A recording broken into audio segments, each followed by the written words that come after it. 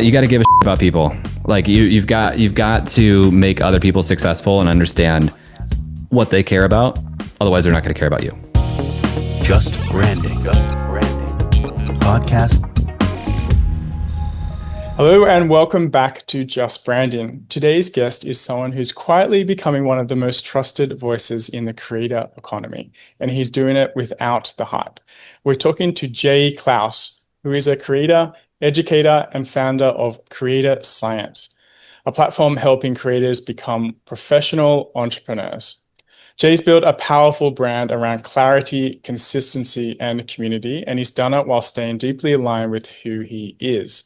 And in this episode, we're going to dig into why community is the new moat for brands and creators, how to design offers, content, and spaces that scale with trust, and how Jay is stepping into the spotlight with his first ever in real life event, even though that's uncomfortable as hell. So if you're a strategist, a creator, or brand builder looking to turn your audience into something deeper, this one is for you. So let's jump in. Welcome to the show, Jay. Hey, thanks for having me. What an intro. Thank you. No worries at all. Let's get into your background, your journey, your philosophy, because that leads into our conversation. So for those who don't know Jay Clouse, who are you? What's Creator Science all about? I'm a creator. I'm a teacher. Creator Science it's this meta thing where I help creators, and typically more advanced creators, earn more from the attention that they are getting. There's really two halves of a creator business, right? You have the attention capture, and then you have value capture on that attention. And if I'm honest, I'm a lot better at the value capture side than the attention side. But, out of necessity for the longest time, building any type of business as an entrepreneur, it's just like, I need this to pay the bills. And when you don't have a huge audience, you get really good out of figuring out how to be more efficient in turning what attention you do have, whatever resources you do have, into more revenue. And so that has become a strong suit for me. But, you can kind of hear from the brand Creator Science a little bit of what we try to bake into the company, which is a data orientation. We're very analytical. We like to take a lot of evidence and experiences and kind of distill it into something very specific. But where a lot of people in the space would say, like, I did awesome, and so I'll teach you to do awesome too. I come at it from a place of, I have done some stuff, but I'm actually going to pull together the experiences of the hundreds of creators I've interviewed on the podcast and the hundreds of creators that are in the membership, and show you the patterns that I've pulled across all of these people, so that hopefully that perspective is a little bit more tested. Yeah, that's definitely what made you stand out when amongst all the others, is that you use that kind of data-driven approach, and you've been sharing very openly in public for many years, and also the insights from others. So I'm curious, often, we have a brand lens on this show. So I'm curious, like, your definition of brand and how it's evolved from freelancer to like the creator and entrepreneur. Well, I really like the idea that your brand lives in the minds of other people. So where it's a good exercise to try to say, what brand do I want to create? Ultimately, what matters is what the marketplace says your brand is, right? And so I've really tried to walk the talk in terms of taking a scientific look at all things creator business and try to show numbers, examples, data, do this build in public thing so that it does feel a little bit more rooted in evidence than some of the other content that is out there. But I will say, I really emphasize, I call it being different in the details. I think there are just so many surfaces and touch points that any company has with their audience, with their customers. And I really take a lot of pride in customizing and like putting a touch on all of them. Because to me, if you just leave any touch point as the default, it's just a missed opportunity. And so I've really enjoyed trying to make every touch point you have with our company feel very cohesive and remarkable in that way. Yes, consistency is very important when it comes to brand building. And when you say difference in the details, I have your Creator OS, and I must say that's incredibly detailed. So for those who don't know, it's like a Notion headquarters, if you will, like a platform with templates and a whole structure to run your whole life, more or less. And it's very detailed. And yeah, it has helped me organize my thoughts. It's helping me organize this summit that I'm doing at the moment and keeps me on track. And yeah, you have a lot of moving pieces, so I can see how you put that into play as well. So And when you have a lot of moving pieces, you really have to be thoughtful about those details because too many moving pieces for a small company, it's just like you get lost in customer support or, troubleshooting. And so we're just like constantly automating, streamlining, improving because I think a lot of companies just like throw people at the problem, but if you throw people at the problem, you're also throwing money at the problem. And so I'm always trying to just keep things tight, but there are limits. So I was going to say, hi, Jay, welcome to the show. Thrilled to have you on. Question. So how does all that link to community and what you're doing around there, the brand and the community? Talk to us about your philosophy around those two subjects. Yeah, so the community is called The Lab. And so you can see the through line a little bit just in the brand name. Creator Science is the company, The Lab is the membership. And the point of the membership is a place for professional creators to experiment and grow together.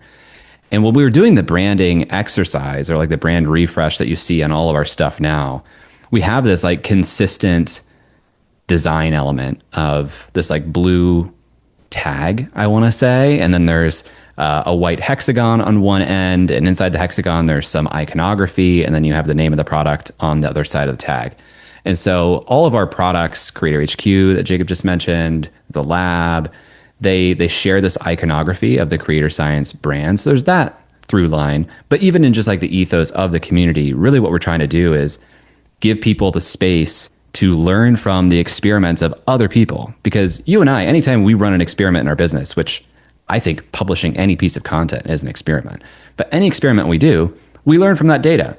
Now, if you aggregate that together with hundreds of other professional creators who are also running experiments every day, people aren't sharing every one of the experiments that they're doing, but just imagine the compounding of learning from not just your data, but other people's data, their experiments. It'll save you from doing certain things. It'll save you from doing other things wrong. It'll give you ideas for certain things to do. So that's kind of the through line. And, I hope the brand of the lab is something that is more impactful than the brand of Jay Clouse. Something I'm really trying to do is elevate the external perception of the company that I'm the most active member in there, but I'm not just like teaching in there. The value comes from the other folks. So we saw that at the offline event that Jacob mentioned in the intro as well, where I'm trying to build this as a place for my peers. There are people in there who are doing much bigger businesses than I am, and that's awesome. But I think from the outside, it's easy to think of any community or membership to be like a cult of personality of the person who created it. And so really trying to elevate the brand of the lab to be bigger than the brand of Jay, if that makes sense. yeah, I recently launched a community as well, and I also had the same feeling, not to be just about the one guru, but have this idea of multiple experts. Matt's a resident coach there as well. And, we learn from different people. And like you said, the data from everyone and the insights from other people is like, you're going to grow much faster than just listen to one guru. Totally. Yeah. I have a mastermind community as well. It is called the Matt Davis Mastermind, but I also agree. I try not to make it all about me. I think you're right, like learning off of other people. And I like the idea of experimenting, right? And when someone's tried an experiment to come back and, share that. So how does that work then, Jay, like in your lab? Like are people literally setting hypotheses, trying some bits and bobs and then coming back and reporting it? Is that kind of how it works? Literally, yes, we have a format for this. And I encourage people to wait until an experiment has completed to share it, just because the mechanics of how like a community space works. If you came in and updated the post later, there would be no notification of like, oh, the result was posted. So I really try to encourage people to wait until the experiment has run. But we have a format that is literally goal, hypothesis, experiment, result. So here's the goal of what I'm trying to find out and accomplish. Here's the hypothesis of what I think will happen. Here's the experiment that I ran. Here are the results of that experiment. And those are the best posts in the community because you don't even know, like, people run wild, different experiments that you wouldn't even think of. And maybe it doesn't fit your business and that's fine. But other times it's like, oh, this either spurred an idea or I'm going to try that also. And people have follow-up questions. It's the most valuable part of the membership, to the point where I was thinking this weekend, I'm just going to like incentivize more of this sharing. I've started doing this in different ways in the community, and stop me if I'm going off on a tangent. But there are certain activities that members can do that are just so valuable that I find if you just incentivize that behavior, not just like say thank you, but literally incentivize it, I think it's a positive thing to do. So we have small group masterminds that are run in the community. And when somebody leads a mastermind, I give them like a credit on their membership towards their next year renewal. Same if they host a workshop. And so the same will be true if they post an experiment. So between that, or if you refer a member, that's like a recurring fee as well.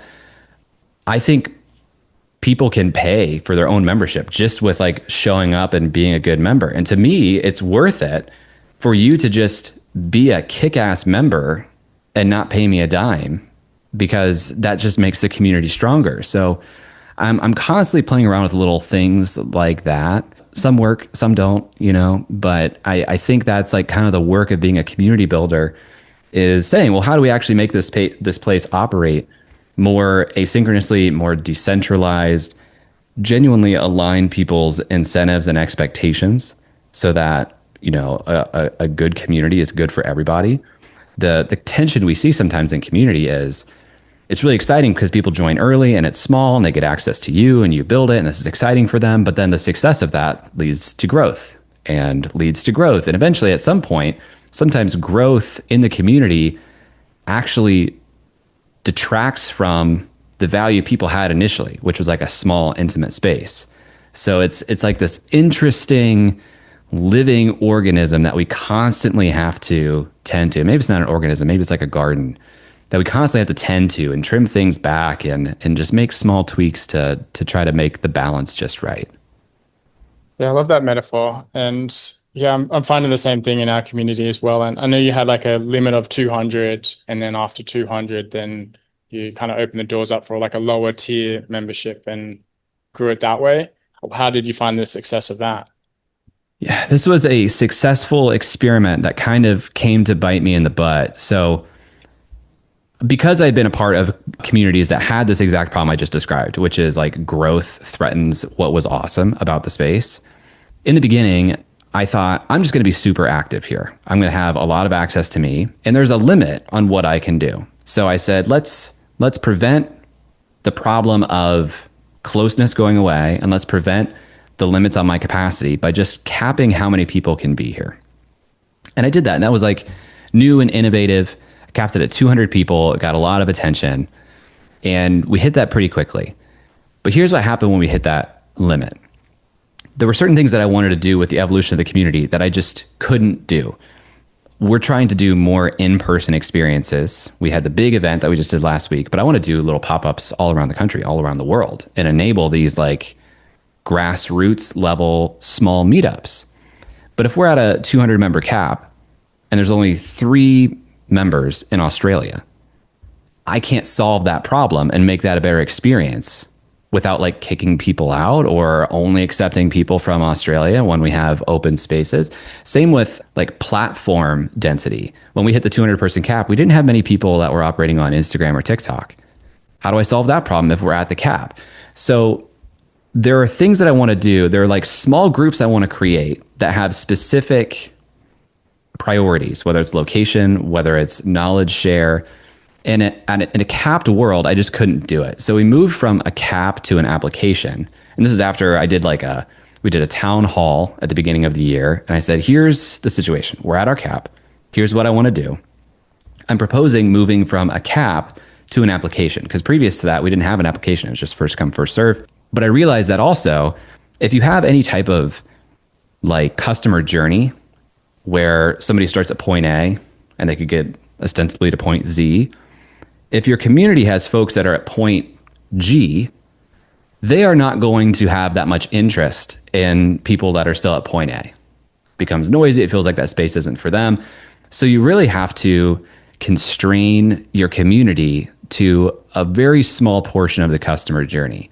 And the only way you can do that really is with an application. So I said, this is what I want to do. I want to move to an application. I want to continue to raise the standard of what it takes to be a member here and remove the cap. And are you guys open to that? Do you trust me, basically? And we had almost half the community fill out that survey. And out of like the 70 something people that filled it out, only one person said, I'm concerned about this. So I said, great, cap is gone, application's in place. And we stuck around like the 225 mark, right? So it hasn't grown a whole lot, but it was challenging. We did have a lower tier as well that I don't count in that 200 level number. And that was another strategy that's been okay. But the challenge has been even folks in the community, some of them still think we have a cap. Like it's hard to socialize any major change on something that has become so well known internally and externally that it's been really difficult to change public awareness of the model. Wow. Thanks for sharing your philosophy, Jay. I'd love to get into some more tactical things now. You mentioned that audience is not community. So can you unpack that for us from like a brand building perspective? Yeah, I mean, there are a lot of people who have large audiences that just kind of refer to their audience as their community, and they use community in like this very soft, broad way. And I'm not here to say that like you can't do that. It's just not how I think about it. To me, a community has mechanisms for creating peer-to-peer interaction. And you could say, well, yeah, I mean, you could comment on my Instagram post and other people can comment, and that's our community. And there's some validity to that. But I think increasingly, even in the word audience, I think some people say audience, but what they mean is a crowd. You know, so if you think about if you went to Las Vegas and you saw a street performer, you might see a crowd gathered around that person. I don't know that I would say that group of people is an audience for that performer. To me, an audience is something that is a little bit more enduring, like it returns. It's there to hear from you specifically. Whereas on a lot of these platforms, the audiences are just kind of groups of people that you've effectively captured their attention in a fleeting way. So you can kind of think of these as like concentric circles, I suppose, where like at the top level, you have like this crowd, this group of people that have kind of come into your orbit. Inside of that is probably your audience, this group of people who are a little bit more familiar and they return. And then inside of that, if you have a space and a mechanism for people to interact with each other, I would say that is probably a community. Yeah, the word gets thrown around quite a bit. So it's kind of vague what community means, because it's like your Instagram community, your Facebook community, or you can be like a private paid membership community, but they are different things, as you said. And I think if you were just to ask like the regular lay person what communities they're a part of, they're going to respond with things that are so special to them that they tie it to their identity. Like a community in a regular person's life is a serious thing where they feel like I am a part of this and it's part of my identity. So I think a lot of people throwing around the word community, if you ask those people, what communities are you a part of? They would just not even think about this creator's content as a community they're a part of.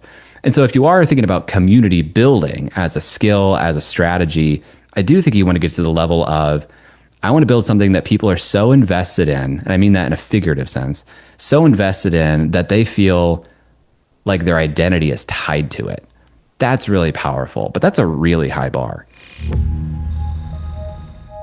So I can feel that because I've recently released some merch for our Community Brand Builders Alliance, and to see them repping that logo around the world, it's like, it just made me so happy because it shows not that they bought some merch, but the fact that they belong into a community and they want to stand behind it and, you know, rep the brand. It feels like they're part of something bigger than just themselves. So I think that was, you know, something to aspire to, is to get to a place like that as a community. What I'm observing, just taking a step back and thinking about this from a brand and a strategy perspective, is that it was interesting to hear you talk there, Jay, about people finding it like being part of their identity. And I don't know why, but my brain flashed to like the brand Harley Davidson, right? Where people would buy the product, yeah, for sure, but it meant more to them than just a product, right? And so there's Harley Davidson clubs, and you go riding and all of this stuff together. Now, to be honest, that's probably a very old school way of doing things. I'm sure they exist. They don't exist where I am at the moment, but I'm sure there's still clubs around. I just think that that's like the pinnacle, isn't it? Because when people feel that they're part and parcel of something, that you've created a movement rather than just a product, that's the opportunity then for you to start building value and places for those people to connect more and more. So Harley Davidson being one of them. So what are your thoughts broader of just general brand building? Like, do you think every brand should be thinking like this? And if so, yeah, let me know. I think it could certainly be aspirational for any brand. I don't think every brand will do it. I think it's a difficult thing to achieve. Like, there needs to be a certain, like, anytime there's a community, there's inherently like an in group and an out group. Right? Being in the Harley Davidson community is like this kind of signal to certain people that I am a part of this. And I think this is something that people are increasingly looking for. They want to identify with a group of sorts. This is why politics worldwide are the mess that they are, because people are increasingly drawn into like tribal groups. This is why we're actually seeing a return to religion in the Western world, at least. It had been on the decline, and we're starting to see it pick back up. It's because people just want to feel like they're a part of something that's larger than they are. Now, I don't think it's within most companies or brands' skill sets to create genuine meaning out of the product that they're doing. I'm looking at my desk here. I have a Rodecaster Duo that I'm speaking into. Is there anything that Rodecaster could do to make me feel like I'm a part of the Rode, like the Rode community? I don't know. Probably not. There are just some things that like aren't going to be that interesting. A lot of people like seek status in the communities and the brands that they go into. So luxury goods often have this opportunity, but non-luxury like commodity goods, probably not. It'd be much, much harder. So I think it could be aspirational. And I think it's a worthwhile exercise for any brand builder to say, how do we elevate the name of this brand and, in fact, elevate the people who associate with it so that they feel bigger, more important, more attractive, more something? How can associating with our brand make people feel better about themselves? Then you might be on the path to having this identity and association. So what are some mistakes that you see creators making when they're trying to build community? The biggest mistake is that they're just not actually trying that hard, to be honest. Like, I think what I see a lot of times is people say, I have audience, community platform exists, recurring revenue sounds cool. Let me just throw the two at each other. And what they don't actually think about is the member experience or the outcome. Like, if you have a big enough audience and you stand up a community platform, just by law of big numbers, like, some people will join because they obviously like you, they're following you. But that doesn't mean that they'll stick. Communities are notoriously difficult from a retention perspective. So really what I see most people mistake is that it'll just be easy, and that like the community will self-coalesce and run itself. And eventually I think you can get there, but you really have to build up that reality. Like, it takes years, I think, to make the community experience so good that people do identify with it. Now other people want to kind of carry the flag and move things forward. I just think lack of effort is the biggest mistake that I see. So how do you see community fitting in with other business models? You mentioned like Rode, it just may not make sense, but how does it function as like a strategic asset within a business? I think a community is a value proposition within a membership sometimes, and the membership is a paid product, right? So if you're talking about a paid community, what I think you're actually talking about is a one-time purchase or recurring purchase product of which the community is one of the value propositions. So if it comes to your business and thinking about, do I want community to be a part of it? The question is, well, what role does it play? Is the community itself part of a paid product? And if so, is that a one-time purchase? Is it an added benefit to a one-time purchase? Is this the product itself with a recurring purchase attached to it? There are all kinds of different models, and they're all valid. But certain products certain brands lend themselves to different models a little bit better. Like it's far more likely that a community on behalf of the company road that I would be a part of is probably going to be like a support community. It's going to be like, I'm having a problem. Can I learn from somebody and get this fixed? It's probably less likely that road says, hey, we are creating masterminds of some of our creators and you can join that. I think it's possible. I think they could try to do that, but it's probably not what I'm interested in transacting with road for, you know? So lots of different models, but it's going to kind of depend on the company and the brand. Probably the most common would be a recurring membership model for most folks. And that's why a lot of people get into memberships, is they want that recurring revenue. But to get recurring revenue, you have to provide recurring value. And unlike a software platform where the value is built into the software, and as long as you continue, letting it run, you're going to get the value out of it. A membership is never done. It's like never. You can't just set and forget it. There's some level of involvement that you pretty much always have to do, which makes it a lot of work. 100%. Agree with you on that one. So let's talk about Creator Science then as a brand, which you've been building up over many years. I'm curious, like, what came first when you built that? Did you have the audience? Did you have the content? Or like, what? Do you just want to walk us through that? Well, in some form, this was started in 2017 when I started writing an email newsletter, and I was writing it every day. At that time, it was really just like me writing a public journal, basically. And I didn't know what I wanted to do with my time. I was freelancing at the time. I was doing like web design, some email copy, some just like one-off consulting projects. And over time, I discovered this space of like content. We weren't really using the word content. We certainly were using the word creator, but there were people who were writing to an email list, selling information products. And as a former software product manager, this was fascinating to me because in my life, I had to work with engineers and designers so that I could get the thing that I wanted to exist into reality.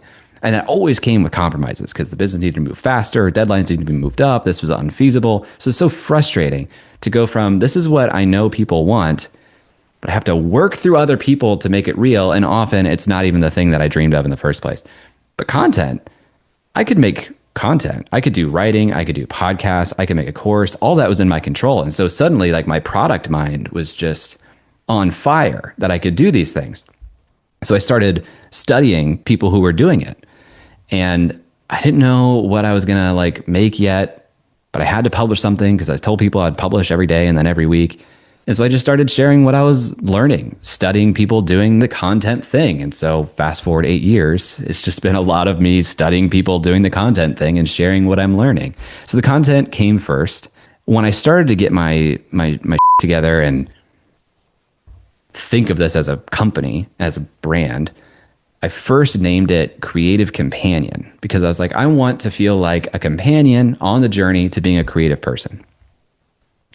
And that brand just like didn't take. It like just didn't really work super well. I would go on Twitter. This is, 2021, 2020. Twitter was like really hot then. It was easier to grow. People were like figuring threads out. And there'd be like a lot of lists of like best newsletters you should listen to if you're a creator, best podcasts you should listen to if you're a creator. And I was never on any of these lists. And I was so frustrated. I'm like, what am I missing? I think the content is good, but people literally just didn't associate me with the word creator. I put out a tweet and I said, what words would you use to describe my work? How would you describe my work? What words do you associate with me? Nobody said creator. And so I said, this is a problem. I want to be associated with that word. Maybe I should just put it in the brand name. So I started creating this list of like potential new brand names, and just like a bolt of inspiration, I found the juxtaposition of creator and science, and I was like, I think I like that. I think that works. And I went into my community, which did exist at the time, but it's called the Creative Companion Club, also a horrible brand name. And I said, hey, I think I'm going to rebrand from Creative Companion to Creator Science. And the feedback was not good. It was like very mixed. But the people who were against it were super against it. They're like, your brand is very warm and approachable and welcoming. And this creator science brand seems very sterile and like clinical. But I just thought, I think this can work, especially if I make the visual aspect of it feel warm and welcoming and cool. And I'm super proud of myself that at this point in time, I had like enough confidence to basically go against feedback from my biggest, closest fans and advocates and say, I'm going to do it anyway, because it really worked out. I think there's a pretty night and day difference in the business once I rebranded to Creator Science. It was clearly worked out. And it's interesting to hear that you came from kind of like a personal brand in a way with your newsletters, and then that evolved into something bigger. I'm curious now, how do you balance like the Jay Clouse personal brand and the Creator Science brand? I'm constantly trying to make Creator Science stand on its own two legs more, because I think the biggest risk for any creator business is the key man risk of, one, if I just got hit by a bus tomorrow, this business is dead, more or less. Two, if I ever wanted to like sell this as an asset, it's also less valuable if I'm so intrinsically tied to it. So I'm glad that we've created the brand that's beyond my name. I will always be existing online and doing projects, so I can't get away from the fact that my name is going to be known and attached to certain things. I strongly believe that on social media, people prefer to connect with human faces and names. And so all my social accounts are under my name. The first line of the bio will be founder of Creator Science. But I haven't really created company accounts on social media platforms or YouTube. And that's a challenge, especially on YouTube, because there's not really anything in our videos on YouTube that speak to the brand Creator Science. It's tied to my name, it's tied to my face. We use the same brand elements and colors, but I don't even think we like really say the name in most videos. It's on the channel artwork, I suppose. But yeah, it's a little messy, if I'm honest. It's a common challenge, and that's why I asked it, because it's always like, it is my business, but I also don't want to be the front man of the business. So how do you manage that when you're the face everywhere and you have personal accounts? I'm in the same boat. So yeah, it is a messy challenge. I think this is an opportunity for memberships as a product, because I think a membership can be a valuable asset that does not have you at the center. So, it's recurring revenue, which is a valuable asset for a business to create. But this is another part of the reason why I'm constantly just trying to decenter myself from it. Again, I want to be the most active member there, but I want people to join the lab for the lab experience and not for me being in there.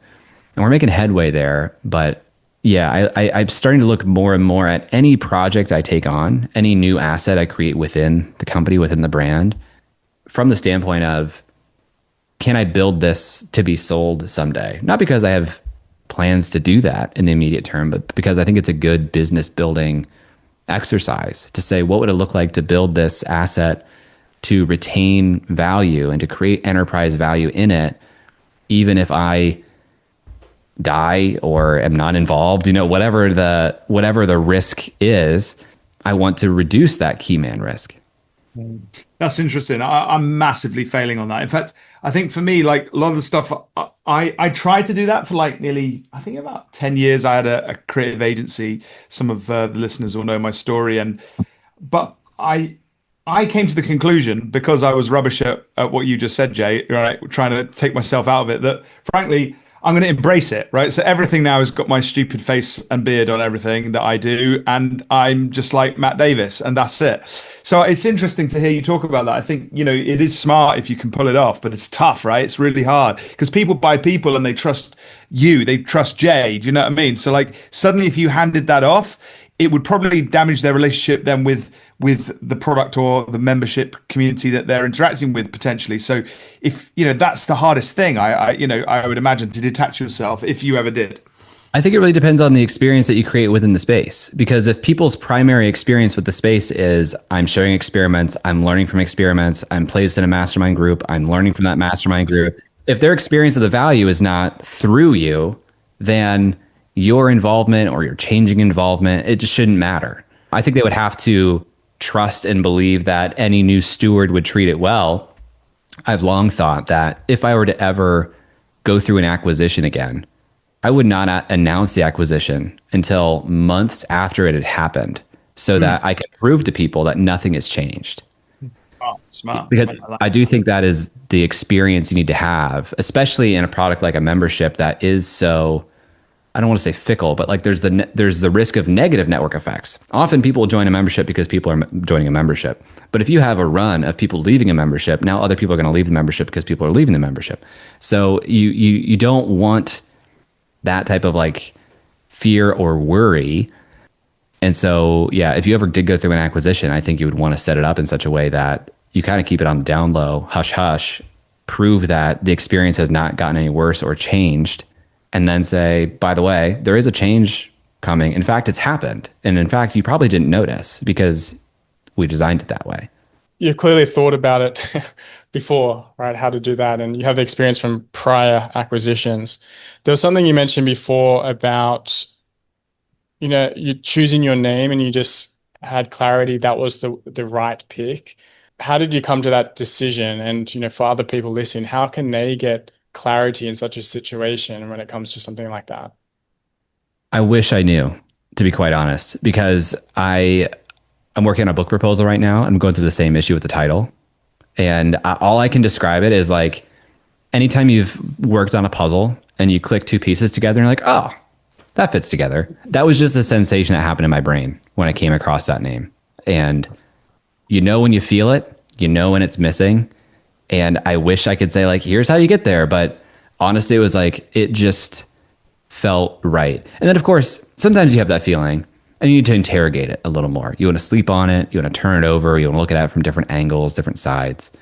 And the signal for me is always, if as time passes, I have higher conviction, that's a great sign. I think it's easy to get like a positive signal and then be like, this is it. But then time passes and you start to like realize, there's some holes here or there's some jagged edges.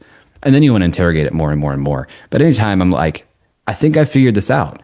And then I wait and I wait and I talk to people and the signal gets stronger, that's a really good sign.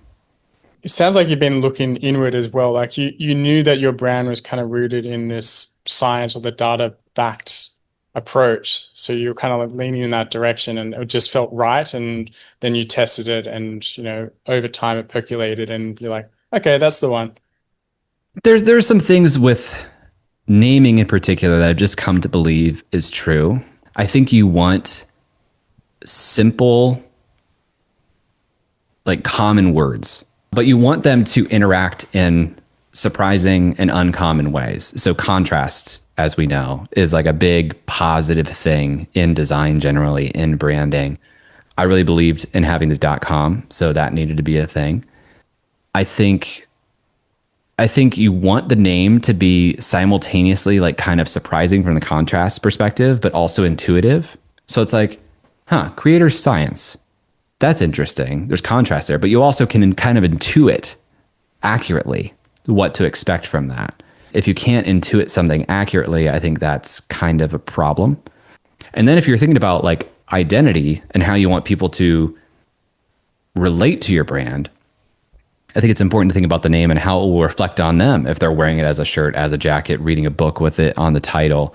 You want these things to confer status to them and not remove it if they're seen interacting with this brand. So it's a difficult puzzle to do anything from a naming perspective really, really well. So you've mentioned a few things that you've been uncomfortable with, and that's the book, right? And also your first in real life event. So I'm curious how that came about. Like, how do you get to those decisions around, let's just talk about the event and like, why now? Well, I think the pendulum is always swinging back and forth, right? So at one point, online communities were very novel. And then we go through COVID. Nobody's in person, so online is really big. Post-COVID, people started getting back into in-person experiences and loving it. I think the pendulum is still swinging in that direction, where we haven't had a lot of we're not tired of in-person experiences. And in fact, we're reinvigorated still in that direction.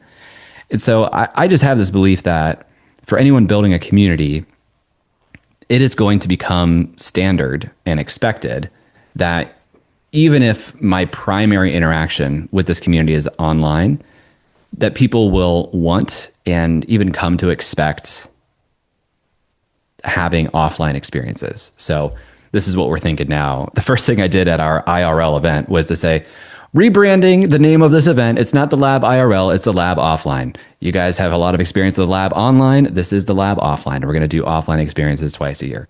So I think offline experiences are just, I mean, we even see this with like Zoom calls in the community. When you have a live interaction with somebody, that is going to increase your investment in that person's success.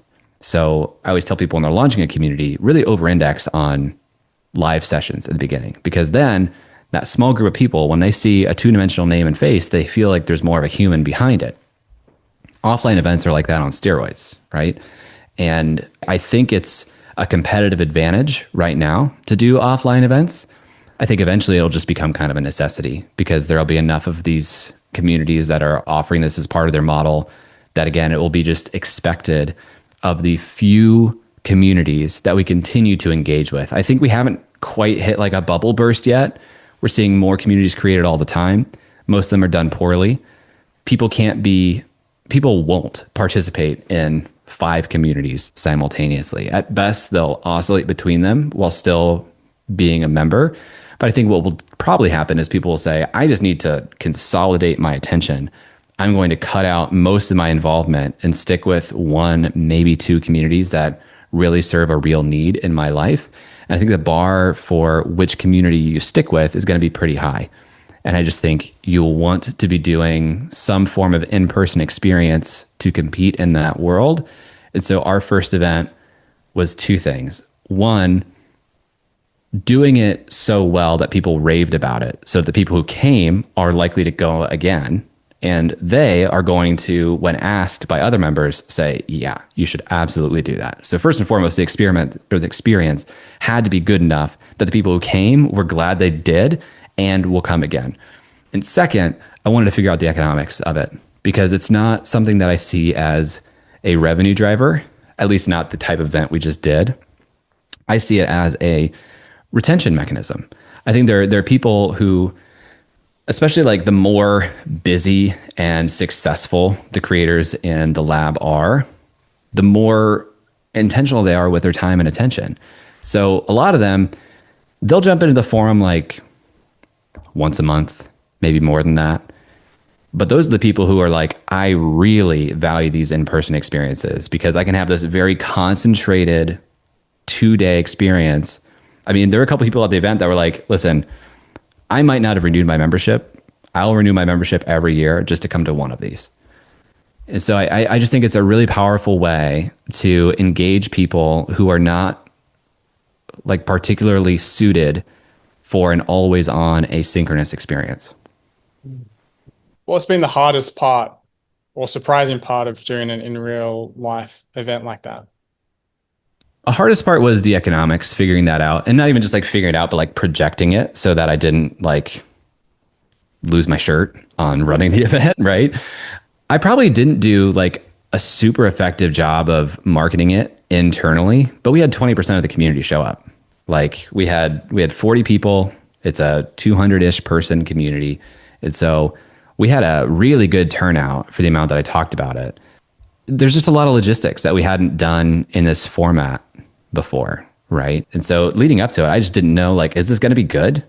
Like, I had to think through, what is the agenda? Where are we eating? What are we getting from the menu from this hotel? And by the way, I had to figure out how to do a hotel room block. And oh, wow, that's the economics of a hotel. I'm kind of putting myself at risk here to get a hotel room block. I wanted to bring in like special guests during it. I wanted to do a bunch of stuff that wasn't sitting in a hotel conference room. So we had to plan stuff out of the event and figure out the timing of that. And everything, I was constantly trying to stack the deck for creating serendipity. I didn't want to like leave a ton of it up to chance. So when we were in the conference room, I had seating charts And those seating charts changed every day, but they were extremely intentional. The name tags we had little visual elements on it that were intended to spur and create conversation. So it's just like a lot of little things like that. We had custom fortune cookies made, and all the fortunes were things like your email will land in their primary inbox. So it's just like a lot of little fun stuff like that. That like ultimately you spend all this time planning, you spend money planning, but nothing matters if on the 2 days of the event people don't have a good time.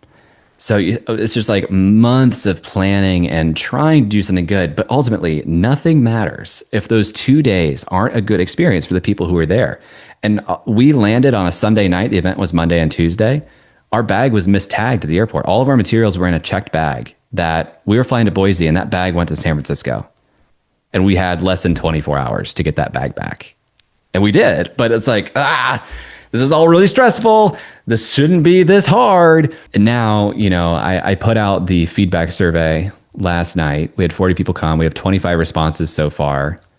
And out of 10, the how would you rate overall experience is a 9.4 right now. So it like went super, super well. And I'm just stoked about it. I think it's a great part of the future. But again, because it's not a moneymaker on its own, even if it breaks even in terms of revenue and cost, it does not count the cost of our time planning it. So like we run this thing at a loss, and we'll continue to run it at a loss to some degree. But again, I see it as a retention play and also like new member attraction, because as I was saying, some folks, they don't want to be in an always on forum. But I think the opportunity to attend the lab offline is going to have people join the community that otherwise wouldn't. Yeah. Will you do it again, and will you get help next time? Oh, 100%. My wife did a lot of the planning. She's in the business also, so she'll continue to do it. We learned a lot that's like very rinse and repeat for this. We will do it again. My plan is to do it twice a year, and I want to do one of them internationally per year. So we've got to figure out, is Boise just like our annual US based event? Maybe, especially like knowing the hotel and that room works. Like it makes sense from an efficiency standpoint to kind of keep some of that constant. The hotel was rated 9.6 out of 10 by these 25 people so far. So that like is a big, okay, that worked. The big question is, will we do another one this year? And maybe we might do one late in the year. Okay. All right. Thanks for sharing your experience there. I'm going to jump to a different kind of topic, and that's building in public. And you've kind of done this since I've known you, which is quite a while, and it's been a big part of your success. So I'm curious around, how do you think, building in public is like as a strategy? Like, what's your approach there? Well, build in public used to be very pure. It was very much like wins, losses. This is just what I'm doing today. And then build in public became like brag in public. It was like, I'm just going to show the highlights of the progress that I'm making. And that was effective from a marketing standpoint. But that tactic, I think we're seeing, like, when you share big, exciting numbers and brag about like, look how awesome I did, it gets good engagement. And you feel like, okay, this is what people want. So I encourage you to do more of that because it performs highly. And you're like, this is good. But what I think it actually does even more is create envy in your audience, which I think is a big net negative. I think when you create envy as an emotional reaction in people, there's at least a subconscious part of them that starts to resent you and root for you to fail. And so I've really changed my personal direction to get closer to the more pure build in public, where it used to be, where it's like, it's more just like living in public, and just sharing like, here's what's going on. Here's what I'm thinking. I'm a lot more transparent with some of my like mental hangups lately. And people have been like so receptive and so kind. And I've been a little bit more open then to sharing some of that. So I think it can still be an effective strategy insofar as it makes what to create kind of obvious, because you can just be like, what am I experiencing? What am I thinking? What am I feeling? And that can like spur the content creation. But I think the build in public we've seen over the last 3 years was just like share the highlights and prop yourself up. I think you'll still get engagement if you do that, but I think it's not a great long-term strategy. It sounds like you're leaning more into like being more vulnerable, but still being transparent at the same time. But how do you like balance that? It's always like challenge of being like, how much do I share? How much, how vulnerable do I get? And It's a spectrum. Like, I think you have to figure out where you sit and feel comfortable on the spectrum. I think you can be honest without being 100% transparent. For example, my wife and I have made a decision that we are, as much as we can avoid it, not sharing our child's name, not sharing photos of her. Like, it would be very transparent of me to share my lifestyle at home with my daughter, but that's like a certain boundary that I've set. But there are other things where it's like, okay, if I want to talk about the numbers in my business, inside the lab, I'm extremely transparent, where it's like, literally, here's my P&L, and here's where that revenue came from. Here's what cost me money. Here's what I'm struggling with. But I don't share all of that publicly because I don't know who's seeing it. So I'll share some things, like here's maybe an experiment I ran and the data on that. But there's just like levels on the spectrum of transparency, right? And so I think you have to contextually decide where you want to be, what level of transparent. I will not be dishonest, but I won't always be fully transparent, if that makes sense. thanks for sharing. All right, Jay, I think we're wrapping up nearly. We have a quick fire round for you. Matt, do you want to jump into this one? Oh, yeah. I love a good quick fire round. Are you ready, Jay? I am. All right. One branding myth you're tired of. Hmm.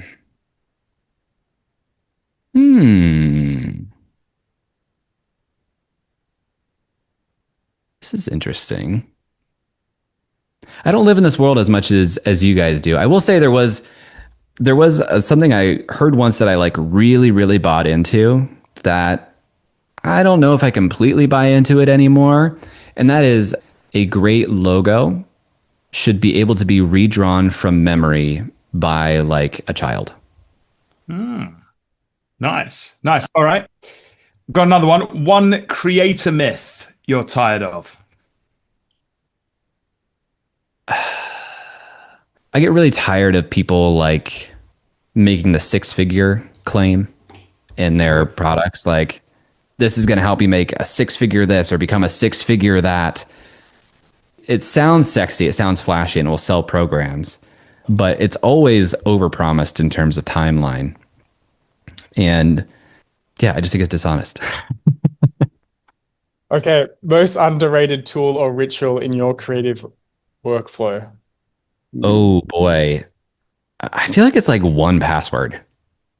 Like, I feel like I pay almost nothing for 1Password, but it keeps me secure. I never have to think about passwords.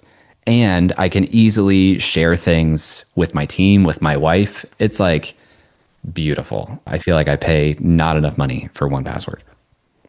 Great. All right. Another one. A creator or brand doing community really well right now that's not yours. I continuously come back to Dan Andrews and the Tropical MBA team. Their community is called the Dynamite Circle. They've been doing it for like almost 20 years. They were the original location independent entrepreneur community. And I just feel like they figured out the model a long time ago, and we're just getting hip to it. What's one thing you'd do differently if you were starting from scratch? Okay, I have two things came to mind, but I'll give you one, unless you want both. I think the number one thing new creators could do to set them up for success is to think about the overall size of the market they're targeting. Because you can build a big business with a small market share if the market is big enough. You know what I mean? I think a lot of creators try to do this niche down thing, and they target a very small overall market in terms of number of people who would be target customers. And then they really have to like either fight competition or capture a large percentage of that market to build a big business. Whereas if you just focus on a larger target market, then there's a lot more slack in the system for you to like compete or, just carve out a meaningful slice. Right. What was the second one? I'm curious now. Oh, the second one was just to exercise more restraint in what platforms that I'm on. Just like focus on one, do it extremely well, and not worry about creating accounts and trying to be everywhere. Right. Well, thank you, Jay. We're going to wrap up, but before we do, where can people find you? Join the lab, check out your stuff. Everything's at creatorscience.com. Since you're listening to this, you obviously are a fan of podcasts, so check out Creator Science in your podcast player. But otherwise, you can find me at creatorscience.com and learn about anything we talked about here today. And lastly, what's one piece of advice you'd leave brand builders or creators who want to build something that's real and lasting? You got to give a shit about people. Like you've got to make other people successful and understand what they care about. Otherwise, they're not going to care about you. Legend. Thank you so much, Jay. Thanks, guys. Thanks, Jay. Been awesome.